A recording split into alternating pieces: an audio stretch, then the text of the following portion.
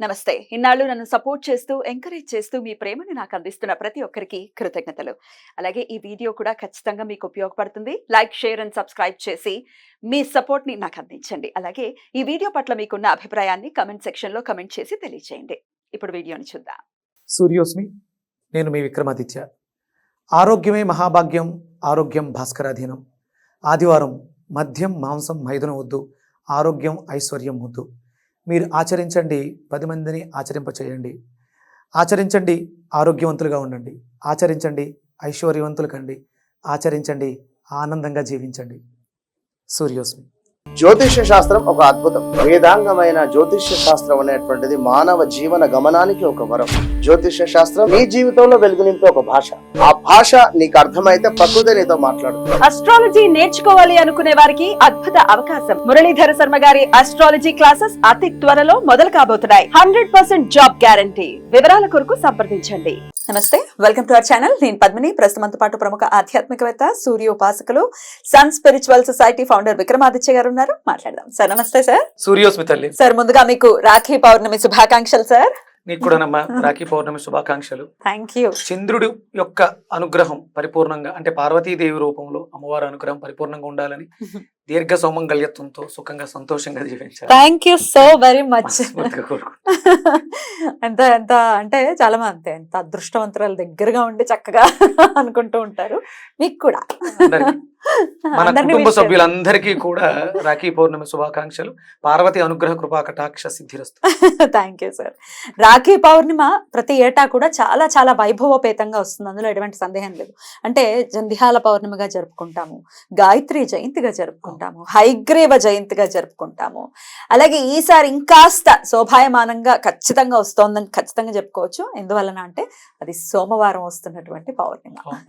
అంటే చంద్రుడు ఆల్రెడీ సకల కళలతో చాలా అందంగా విరాజిల్లుతూ ఉంటాడు ఆకాశంలో.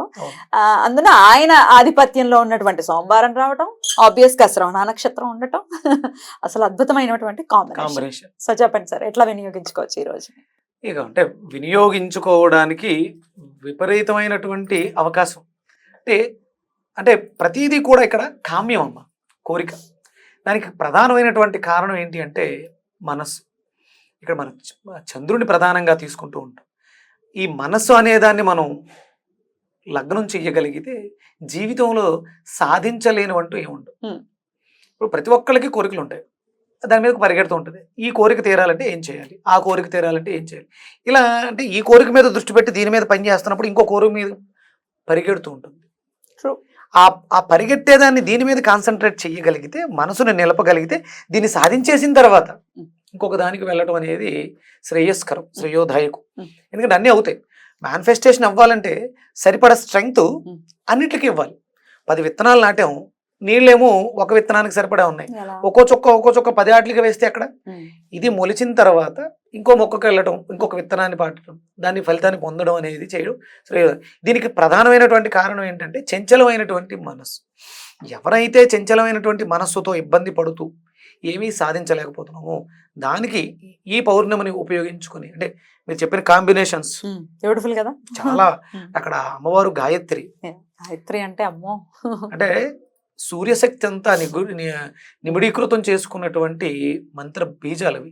24 అక్షరాలతో, బీజాక్షరాలతో మనల్ని తరింప చేయటానికి ఆ రోజు గాయత్రి జయంతి. అంటే మనం ఈ రోజే ఆ మంత్రం యొక్క జన్మ తీసుకోవడం జరిగింది.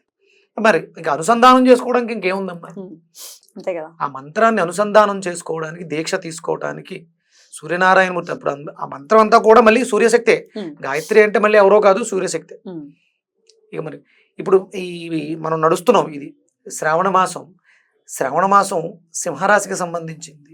అంటే విపరీతమైనటువంటి మేనిఫెస్టేషన్స్, మన కోరికల్ని ప్రకృతిలో ఫలితాలను పొందడానికి, అంటే బీజ రూపంలో ఉన్న వాటిని మొక్కలుగా నాటుకుని ఫలితాలు పొందడానికి ఇంతకన్నా ఇంకొక మాసం ఉండదు. ప్రేమలు చిగురిస్తూ ఉంటాయి. ప్రేమలు పెంపొందించుకోవడానికి కానీ, మనకు కావాల్సినటువంటి కోరికలను ఈడేర్చుకోవడం, అంటే పిల్లలు లేకుండా ఎవరైతే ఇబ్బంది పడుతున్నారో వాళ్ళకి సంతానాన్ని ప్రసాదించడానికి కానీ ఈ పౌర్ణిమ చాలా ఉపయోగకరంగా ఉంటుంది. మరి ఏం చేయమంటారు ఇంత విశేషంగా వస్తున్నటువంటి పౌర్ణిమని రోజు? అంటే ప్రధానంగా మనం పంచాయతన విధానంలో పార్వతీదేవిని ఎక్కువ తీసుకోమంటారు. చాలా రకాల- పౌర్ణమిక ఆ, పౌర్ణమికి అంటే చంద్రుడు మనస్కారకుడు. మీకు చంద్రుడు గ్రహస్థితిలో బాగాలేదు ప్లానెటరీలో ఉన్నప్పుడు అంటే స్త్రీ దేవతలకు ఆరాధన చేస్తాం, కానీ ప్రత్యేకంగా పార్వతీదేవికి ఒక ప్రత్యేకత. అమ్మలగన్న ముగ్గురమ్మల మూలపటమ్మే కానీ పార్వతి అర్ధనారీశ్వరి శక్తితో మనకు అక్కడ ఉంది కాబట్టి పార్వతీ దేవుని విశేషంగా మనం తీసుకోవడం జరుగుతుంది. పార్వతి అష్టోత్తరం చదవటం, ఆవిడకి ఇష్టమైనటువంటి పరమాన్నాన్ని నివేదన చేయటం, అంటే మనకున్నటువంటి వెసులుబాటును బట్టి మనం చేస్తూ ఉండాలి. చంద్రుడికి పాలు చాలా ప్రీతికరం. స్వచ్ఛమైనటువంటి దేశవాళీ ఆవు పాలని నివేదన చేస్తే ఆ పాలతోటి బియ్యంతో బెల్లంతో వండినటువంటి పరమాన్నాన్ని నివేదన చేయటం, ప్రసాదంగా స్వీకరించడం. అలాగే ఈ శ్రావణ మాసంలో మనం చెప్తూ ఉంటాం గుమ్మడి, మంచి గుమ్మడికాయని, తీపి గుమ్మడికాయని వాడుకోవడం, దాన్ని కూడా ప్రసాదంగా తయారు చేసి అమ్మవారికి నివేదన చేయటం. ఆ శక్తిని అంటే అమ్మవారికి నివేదన చేసామంటే అందులో ఉన్నటువంటి సారాన్ని ఆవిడ స్వీకరించి మనకి ప్రసాదంగా అందులో ఇంకొంచెం శక్తిని ఏ తల్లి కూడా తన ప్రేమను కూడా అందులో కలుపుతుంది. ఆ తల్లి కావాలనుకుంటున్న తల్లికి శక్తినిస్తూ మనకి ఏదైతే లోటు ఉందో, ఇప్పుడు చాలా మంది మధ్యలో ప్రేమ అనేది ఎడబాటు రావడం వల్ల తగ్గిపోవడం వల్లే బంధుత్వాల్లో బాంధవ్యాల్లో ఆ గ్యాప్స్ వస్తుంది, సఖ్యత లేకుండా చాలా మంది ఉన్నారు. అది ప్రేమలోపమే. ఆ కించిత్ ప్రేమలోపం ఏదైతే వచ్చిందో దాన్ని మనం మెరుగుపరుచుకోవడానికి ఈ పౌర్ణమిని మనం ఇలా ఉదయం ఈ రకంగా మనం అమ్మవారిని పార్వతీదేవిని ఆవాహన చేసుకుని అమ్మవారికి అష్టోత్తరం చదువుకొని మనకు చేతనైనటువంటి ప్రసాదాలు నివేదన చేసి సాయంత్రం పౌర్ణమి ధ్యానాన్ని చేయడం ద్వారా ఆ ధ్యానంలో మీకు కావలసినటువంటి ఒక మంచి కోరికని, అంటే మనకు ప్రతి నెలలో కూడా పౌర్ణమి వస్తుంది, ఒక్కొక్క పౌర్ణమికి ఒక విశిష్టత ఉంటుంది. ఈ పౌర్ణమికి ఉన్నటువంటిది ప్రేమల, అందరిలోనూ కూడా ప్రేమ వెల్లి విరియాలని మనం ప్రాణిక్ హీలింగ్ దాంట్లో చెప్తూ ఉంటాం. జంట హృదయాల ధ్యానంలో భూమాతని బ్లెస్ చేస్తాం.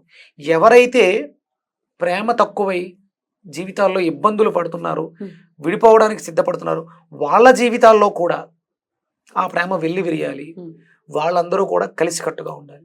నేను ఒక చిన్న ప్రయోగం చేశాను, మీకు చెప్పానో లేదో, చంద్రుడి మీద ఒక రీసెర్చ్ చేసి ఒక యంత్రాన్ని రూపొందిస్తున్నాను, చెప్పినట్టు గుర్తు. అది ఆల్మోస్ట్ అయిపోవచ్చింది, ఇంకొక 2-3 రోజులు చూపించింది. అది చంద్రుడికి సంబంధించి అది పౌర్ణమికి రావచ్చేమో. పౌర్ణమికి వస్తే ఇంకది భగవంత్ సంకల్పమే. అంటే విడిపోదాం అనుకున్నటువంటి జంటల్లో కూడా ఈ మార్పులను తీసుకొస్తుంది. అంటే విడిపోవాలనే కోరిక వ్యక్తిగతంగా ఉండకపోవచ్చు, కానీ పరిసరాలు పరిస్థితులు ప్రభావం చేయొచ్చు. ఎవరైతే అంటే భర్తలు విడిచిపెట్టి దూరంగా బ్రతుకుతున్నారో ఈ పౌర్ణమి సాయంత్రం ధ్యానంలో ఒక గాజు గ్లాసులో కానీ స్టీల్ గ్లాసులో కానీ పాలు, దేశవాళీ ఆవు పాలు దొరికితే సంతోషం, దొరకలేదు మామూలు గేదె పాలు అయినా సరే మీరు అక్కడ పెట్టుకుని, అంటే కాచి మరగబెట్టి చల్లార పెట్టుకుని అక్కడ పెట్టుకుని ధ్యానంలో కూర్చోండి. దాంట్లో ఇలాచి, సుగంధ ద్రవ్యాల కింద ఇలాచి పౌడర్, పటిక బెల్లం వేసి రెడీ చేసి అక్కడ పెట్టుకుని దాన్ని చంద్రుడికి నివేదన చేయండి. శుభ్రంగా ధ్యానంలో కూర్చోండి. మీ మీకు పార్ట్నర్తో ఇబ్బంది ఉంది, పార్ట్నర్ని బ్లెస్ చేయండి. ఏమీ లోటు ఉంది? ప్రేమ. ఎక్కడైతే చీకటి ఉందో అక్కడ పున్నమి వెన్నెల వాళ్ళ జీవితాల్లో ప్రవేశించాలి, ఆ చీకట్లన్నీ తొలగిపోవాలి. ఎక్కడైతే ద్వేషం ఉంది, ప్రేమ పోవడం వల్ల ద్వేషం వచ్చిందిగా, ఆ ద్వేషం అంతా కూడా పూర్తిగా తొలగిపోయి అక్కడ ప్రేమ సుస్థిరంగా ఉండాలి. ఈ కోరికను మనసులో అనుకుంటూ లేకపోతే దండం పెట్టుకోండి అంతే. ఏమంటే మాకు ప్రాణిక్ హీలింగ్ తెలియదు అనుకుంటే కూడా అదే మనసులో మీకు ఏం కావాలి? భర్త ప్రేమ మీ కావాలి, భర్త ప్రేమ లేకపోతే భార్య ప్రేమ కావాలి, పిల్లల ప్రేమ కావాలి, ప్రేమ కావాలి. ఆ ప్రేమని మీరు భూమాతకు అందివ్వండి. అది ఎవరెవరైతే ఆ ఇబ్బందులతో ఉన్నారో వాళ్ళకి మీరు సహాయం చేయండి. మనం ఏదైతే ఇస్తామో అది తిరిగి 10 పొందుతాం. అలా బ్లెస్ చేయండి. లేదు కళ్ళు మూసుకుని ధ్యానం చేయండి. అందరూ బాగున్నారు, పద్మిని ప్రేమతో సుఖంగా సంతోషంగా జీవించాలి మనసులో, మనస్ఫూర్తిగా. అలా మనకి శత్రువుల్ని కూడా క్షమించగలిగి బ్లెస్ చేయగలిగినప్పుడు, వాళ్ళ జీవితాల్లో ఆనందాన్ని మనం ఇవ్వగలిగినప్పుడు మన జీవితాల్లో అంతకం మించి వస్తుంది. Definitely beautiful sir. ఆ తర్వాత ఆ పాలని అంటే ఆ శక్తి అంతా కూడా మరి చంద్రుడితో మాట్లాడాము, భూమాతతో మాట్లాడాము. ఆ చంద్రుడిలో ఉన్నటువంటి కళలు ఆ గ్లాసులో ఉన్నటువంటి పాలలోకి ప్రవేశిస్తాయిగా. చంద్రుడు మనం ఫుల్ మూన్ డేలో వాటర్ పెడతాం, ఆ ఎనర్జీస్ అన్ని కూడా అందులోకి వెళ్తాయి. కిరణాల ద్వారా ఆ పాలని శుభ్రంగా స్వీకరించడం ద్వారా మీకు మనకి ఏదైతే ఇబ్బంది అనిపిస్తుందో అది పాజిటివ్ గా మారుతుంది. డెఫినెట్ అందం రావాలని మనస్ఫూర్తిగా కోరుకుంటూ చాలా బ్యూటిఫుల్ గా ఎక్స్ప్లెయిన్ చేశారు సార్. మరొక్కసారి మీకు గాయత్రి జయంతి శుభాకాంక్షలు, రాఖీ పౌర్ణమి శుభాకాంక్షలు. థ్యాంక్ యూ అమ్మా. సూర్యోస్మి. నమస్తే. సూర్యోస్మి.